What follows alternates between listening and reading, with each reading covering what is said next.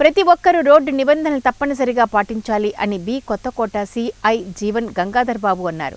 B కొత్తకోటలో రహదారి భద్రతా వారోత్సవాలు సిఐ జీవన్ గంగాధర్ బాబు ఆధ్వర్యంలో నిర్వహించిన ర్యాలీలో విద్యార్థులు, ఆటో యూనియన్ సభ్యులతో పాటు ఆటో వర్కర్స్ యూనియన్ అధ్యక్షులు కుడుం శరత్ బాబు పాల్గొన్నారు.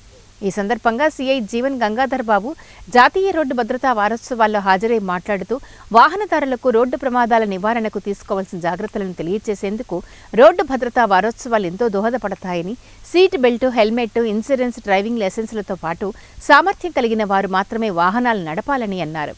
మద్యం, సెల్ఫోన్, నిద్రలేమి కారణాలతో డ్రైవింగ్ చేయడం ద్వారా ప్రమాదాలకు చోటు ఇవ్వడమేనని, చిన్న చిన్న తప్పిదాలే ప్రమాదాలకు దారితీస్తాయని, ఏటా వేల మంది రోడ్డు ప్రమాదాల బారిన పడి మృతి చెందడం, మరికొందరు గాయాల పాలై కుటుంబ సభ్యులకు భారంగా ఉంటున్నారని అన్నారు.